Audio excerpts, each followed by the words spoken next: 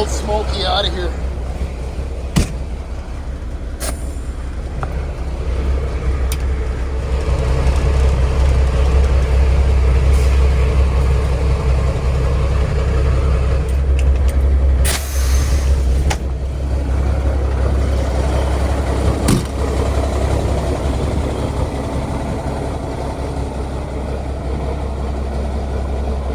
Man, I love this truck.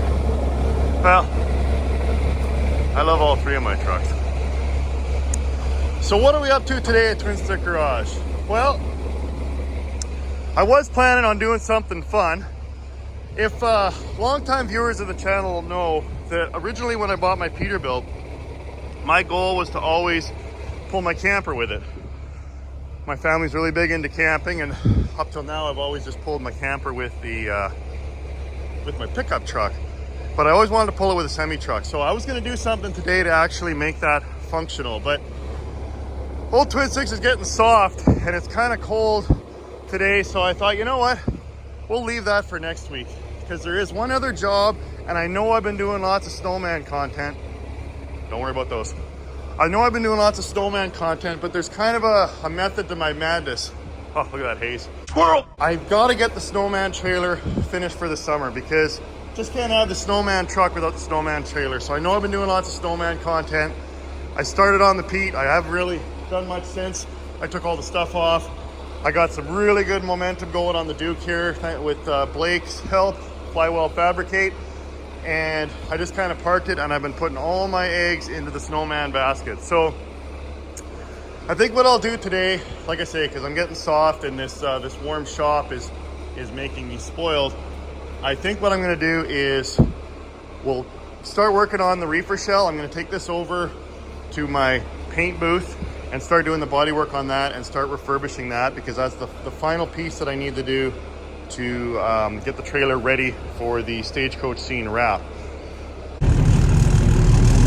right, I figured the truck's out, it's warmed up. Why not take it for a little drive?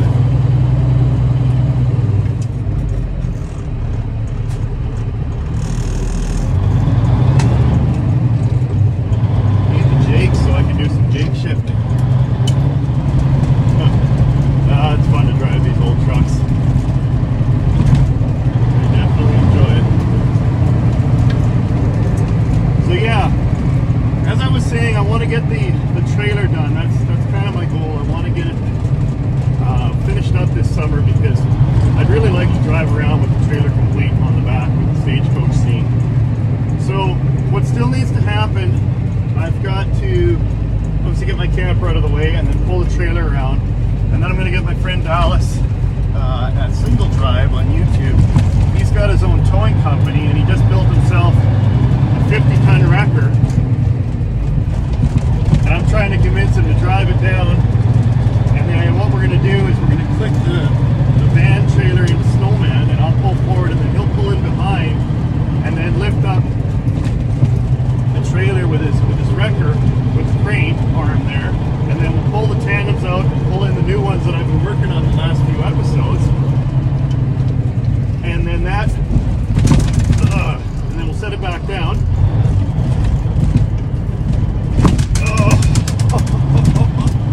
I gotta take some springs out of this thing or something. Just brutal. We'll set it back down, and then Blake will weld it in place.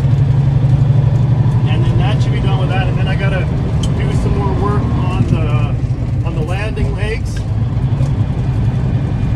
Paint those up the same as the tandems, and then I got to paint the front and the back of the trailer. I'm probably going to do it the same color I did this truck. Not the black. A lot of replica trucks use black, but I'll use the Hyundai Night Shadow Brown, the same color I used on the truck here. So in the daylight it looks black, but you get the right kind of off angle, and it's got that brown, that kind of coffee brown color to it, which I feel is movie correct.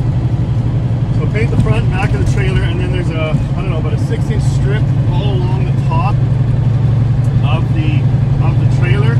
So that needs to be painted black, and then I can order the stagecoach wrap. So there's a guy in the States that actually owns the digital rights to the stagecoach scene,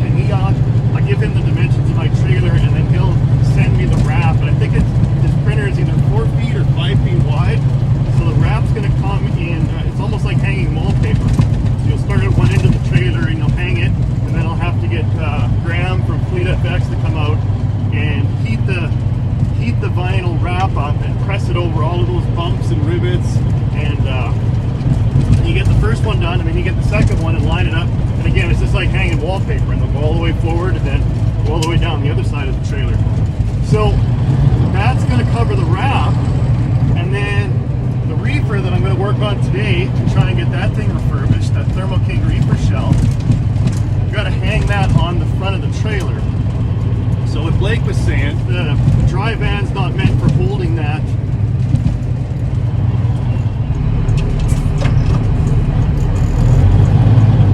It's the police.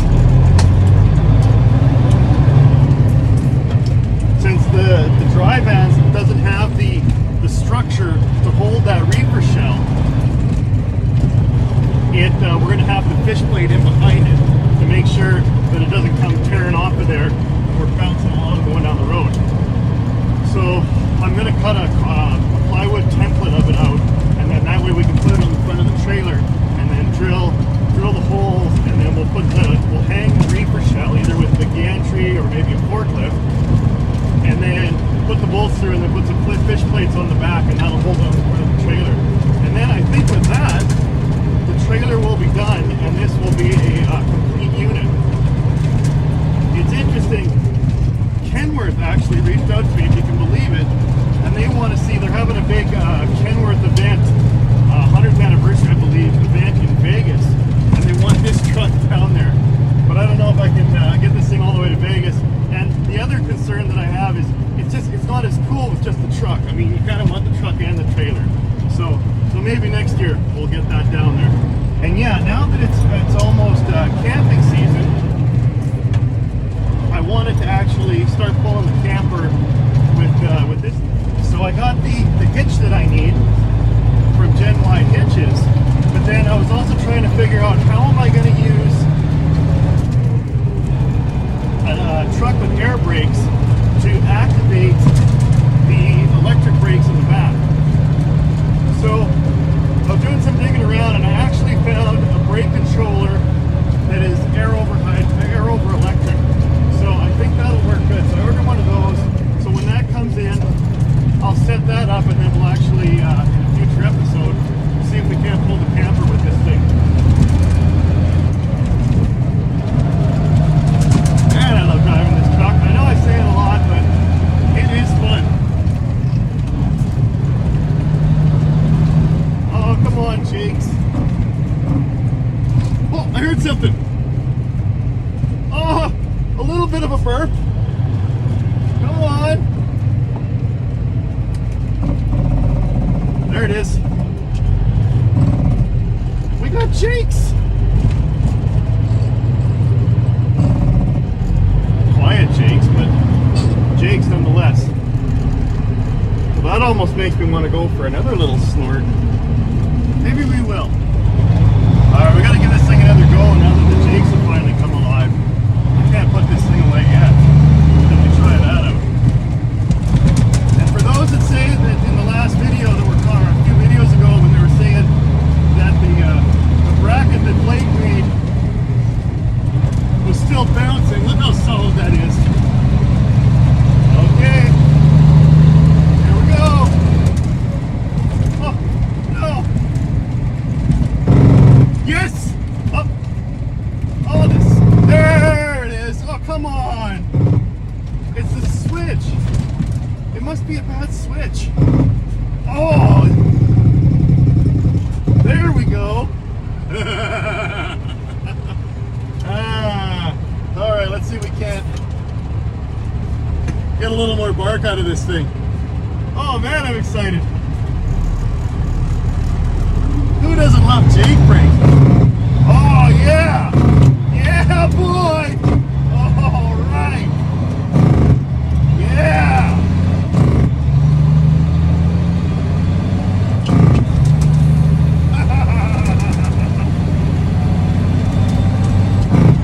Yeah, that's how it's supposed to go.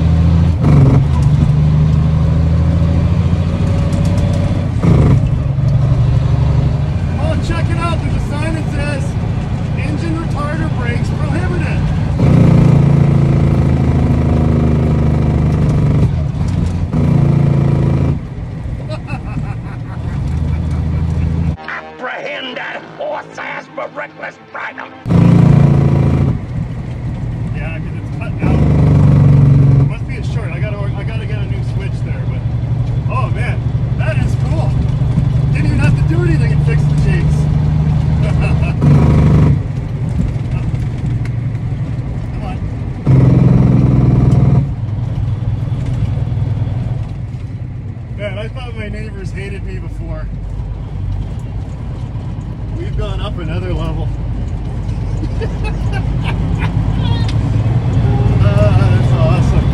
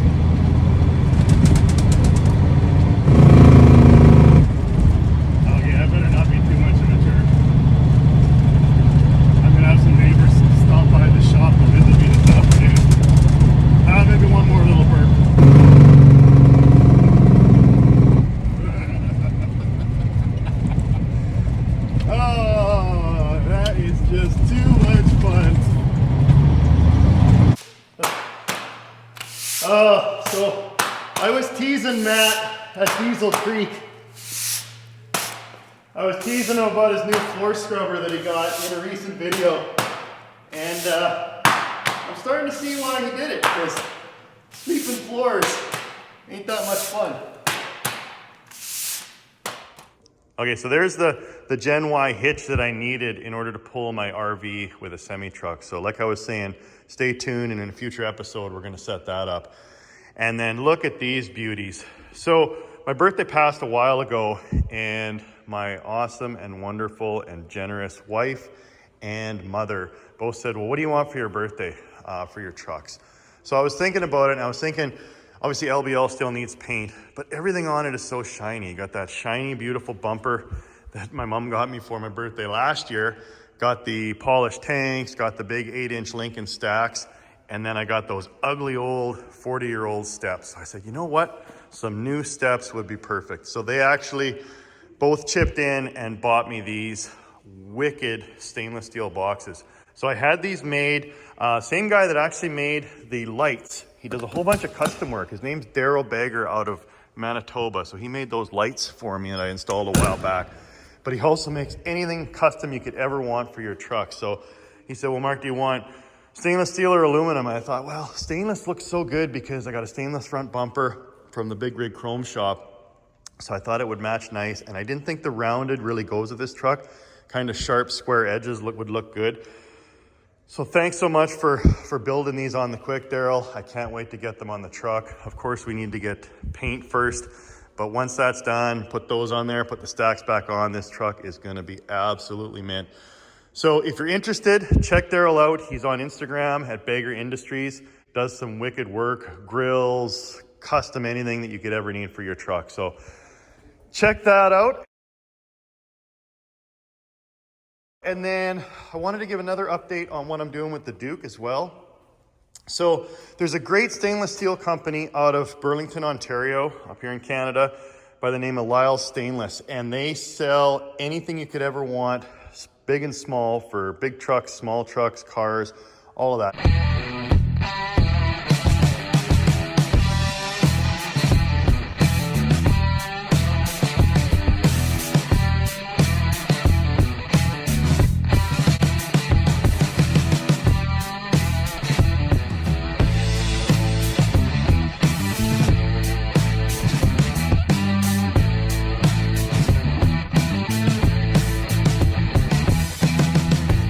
So they sent me this care package. Check this out. Oh, look at that awesome hat. T-shirts, stickers, and everything. So he actually, Lyle sent me a bunch of what these are called pie cuts.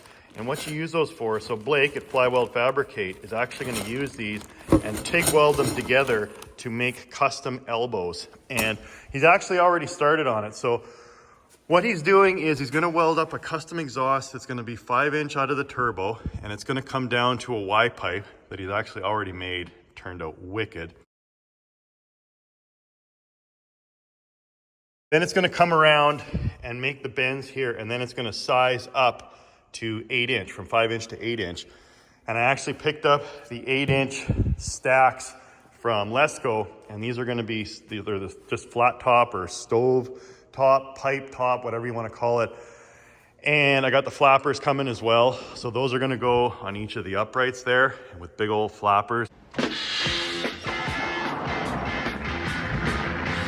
And we're gonna make it as tall as we can to still get out the door. So this thing is gonna sound wicked when the exhaust finally gets finished up and we fire it up and hit those jakes. But so we're doing 5-inch for the exhaust, but then Blake goes, well, why don't we consider doing stainless for the intake as well? So of course, you got the air intake filter over there, and Blake wanted to do 6-inch stainless out of there, make the bend around the up and around the engine, and then onto the intake side of the turbo there. So again, reached out to Lyle and said, do you guys have 6-inch stainless? And look at what they sent me. Isn't that gorgeous pipe? So that's gonna be for the intake. So I'm really excited about getting that all set up. That's basically what I've been working on, or kind of been lining up in the background. But like I was saying at the start of this episode, I might as well get working on the reefer shell, because that's still the missing piece on the Snowman trailer. So this is a Thermo King reefer shell. The APU unit is gone out of it. It was donated by an awesome fan, and I think it's gonna be a beautiful piece on the front of the trailer. But of course, it's not movie correct. It needs to be cleaned up and painted. So what I was thinking of doing, I just picked up some dollies from Princess Auto. Now these are supposed to be good for 440 pounds each. So I can't imagine this thing weighs more than 900. So I'll just clean this stuff out of here and tip it up and then put it on those dollies. And then hopefully I can wheel it around over to my paint booth and get started on it. Oh, good movie.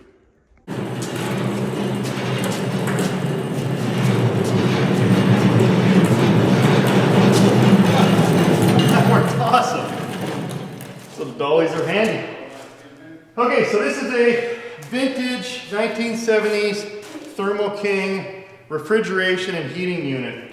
And Thermo King is actually still, they're a great company. They're still around today. You'll still see Thermo King units on the front of refrigeration trailers even today. So of course I wanted this piece because it was vintage and it'll match kind of the era of the trailer. But again, there's still new units on the trailers. They use diesel fuel. There's usually a little diesel engine or auxiliary power unit, APU, in there. The one that was in here died and it seized. So the guy took it out of there before I came to pick it up to make it a little lighter and more manageable.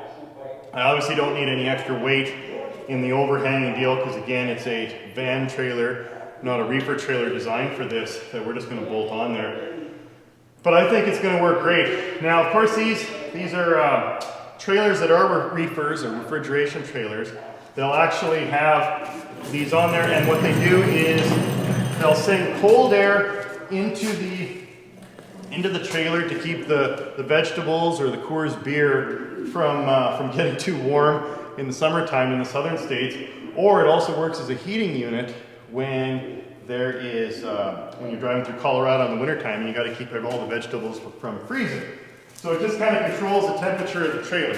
Now, of course, this one will never do that again. But the one in the movie wasn't a refrigeration unit either. It was just a fake shell, because if you look really close at the trailers, 2 trailers used in the movie, both had fake fronts on it, and they didn't have the little diesel tank underneath the trailer. So that leads you to believe that they were just van trailers that they bolted Thermo King shells onto. So with this one, if it was a reefer trailer, it would have this giant cutout hole in the front of the trailer. Sometimes you see these old trailers sitting in yards or along the highway, and they'll have a sheet of plywood covering up that hole. So that would go through there. Now, theoretically, I could cut a hole in the front of my trailer and put that through, and it would give it some more support, but I don't want to cut a hole that big in the front of the trailer. I don't see a need for it. So I think that's just bolted on there. Yeah, it's just a bunch of bolts. So I'll unbolt that, take that off, reduce the weight a little more, and then it looks like these are the mounting bolts. So there's 3 on each side. So that's what I'll do. I'll get a sheet of plywood, mark that out, cut it out, and then mark out those 6 holes. That way I can take that sheet of plywood and use it as a template on the front of the trailer and mark those 6 holes and drill them. And then when we go to raise this up there and bolt it into place, again, as I was saying, we'll use a fish plate or essentially a giant washer, a big piece of steel or aluminum. Now I don't know if I'll do a whole sheet the size of that. I mean, that would really hold it on there. Or maybe just individual squares. So I'll work with Blake on that. He's much smarter than I am with that kind of stuff. But that should hold it on the front of the trailer. So what I need to do now is obviously sand all this paint down. Looks like it was originally blue and someone painted over it white. And they put a lot of paint on there. You can sure see the runs. And then the little doors. So this is upside down right now. There's 2 doors that go here. I got them at the other side of the shop. They were pretty dented, so I'm going to have to try and bang out those dents as best I can and use some filler. Over the radiator here, this is the grill, and it's got the authentic Thermo King on there. Now this is just too nice of a piece. I've mentioned it before, but of course the movie trailers, the grill, the radiator cover was blacked out, but this is just too nice. So I'm going to pivot away a little bit just for this, because I think it'll really pop on the front of the trailer with that dark brown paint and then this nice chrome reefer or Thermo King radiator cover on the front. So that goes down here, and it's just 4 bolts that hold that on there. I mean, I could sandblast it and paint it, but again, that would just be a crime. So I'll keep this in a safe place. Yeah, I guess what I'll do next is just start taking stuff off of here. Whoa. Looks like the hinge broke there. Just years of use. No big deal. I mean, these aren't going to be functional doors, so what I might actually do is spark up the welder and just weld them closed. Looks like that one's broken as well. But looks like a dent needs to come out of there. So a little bit of body work that needs doing, and then I'll sand this down, put some high build epoxy primer on there. And then, like I say, the Hyundai Night Shadow Brown, same color as the truck. Yeah, it should be good to go. Looking forward to it. So with that, I'll stop yapping and start working.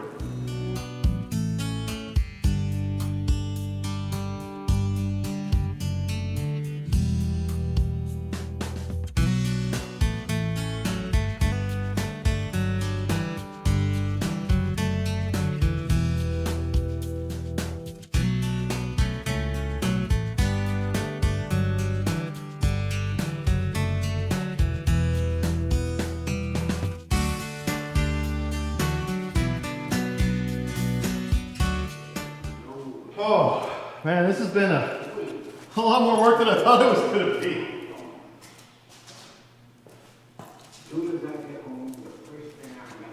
Oh, okay.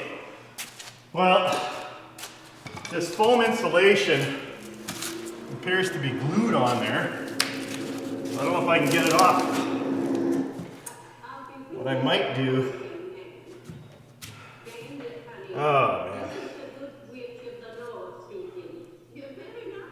I mean, I could cut it out. I wonder if I should...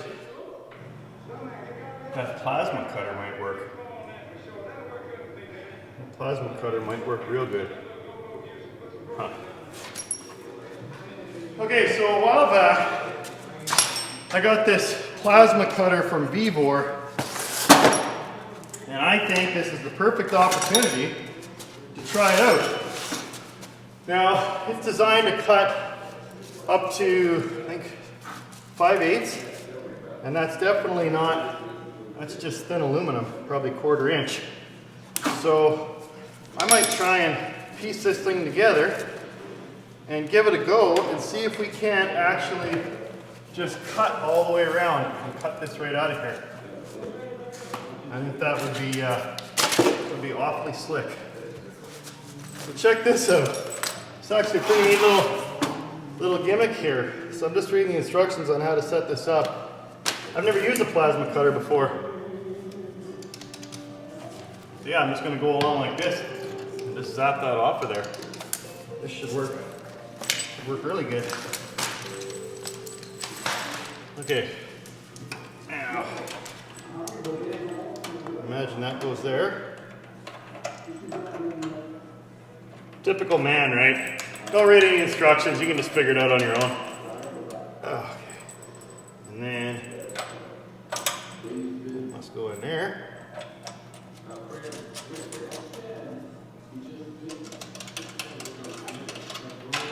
I'm assuming that goes there. Now, plasma cutters, I've never used one, so this will be new for me. But I believe they also require air, which is going to be a bit of a tricky deal because I only have one plug. Oh, wait a minute. Look at that, they've got an adapter to run 110. Oh, slick. Okay. Well, maybe we can run both at the same time. What do we got here?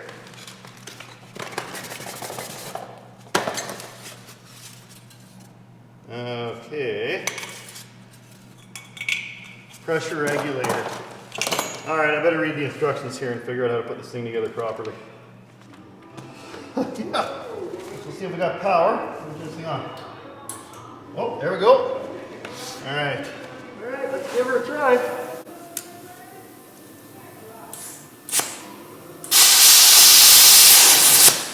Oh, cool.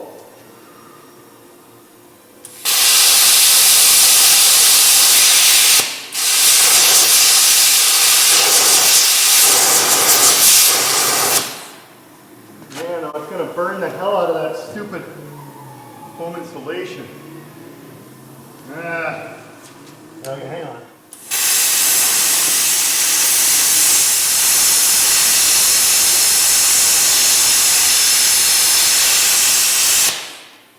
Oh. Can't believe I got my own plasma cutter. This is wicked. Thanks, Vibor.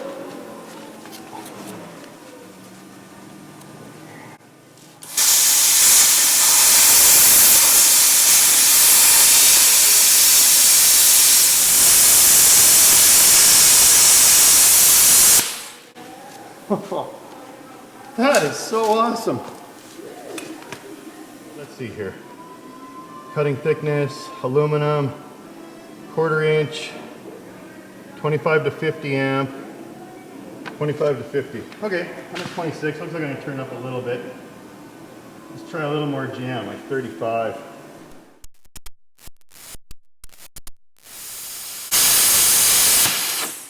Look at that, cuts it like butter.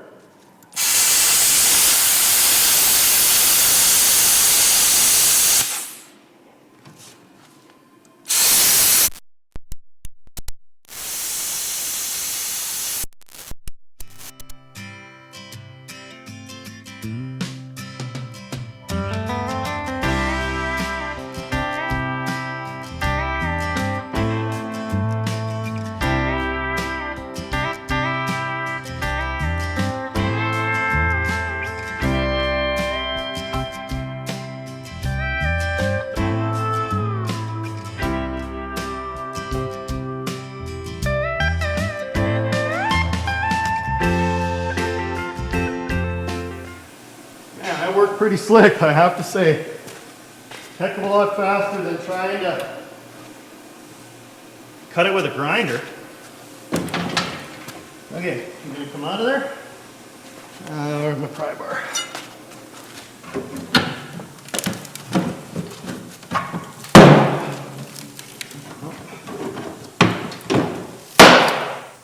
Oh, I see what's going on here. So you see this cross support here? I need to cut through that on both sides. That's what's still keeping it in there. And then it should release out of here. And then the fan will come with it. But yeah, that plasma cutter is pretty darn slick. Okay, I guess I'll put my mask back on and fire it up and cut those last two little pieces out, and this should just fall right out of here. Alright, see if I can film this or cut at the same time.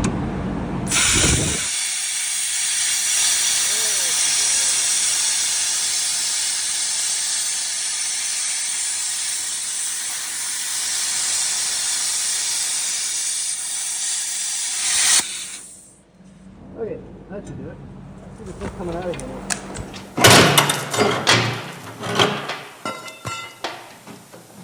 Oh, there it goes. Oh, it didn't quite get through there. One more little blast with the plasma should do it.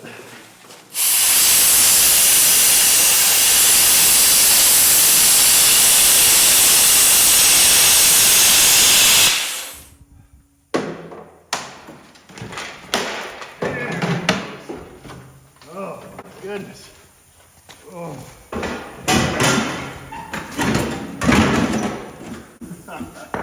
All right. That's pretty cool. Yeah, I can see why it was a little tougher at the bottom because it was double layered there. So that's why I was wondering why there was so much molten metal and it was cutting a little slower. But where it was just single 1/4 inch, it was pretty steady and it cut it pretty sweet.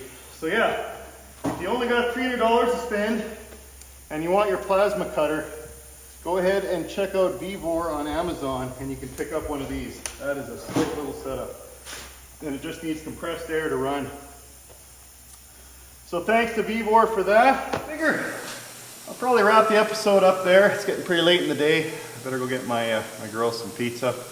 But I appreciate all of you following this and watching it till the end. Feel free to comment down below. I'm really grateful if you hit the like button as well, because the more likes that I get, it helps drive the analytics and helps YouTube get it out to more people.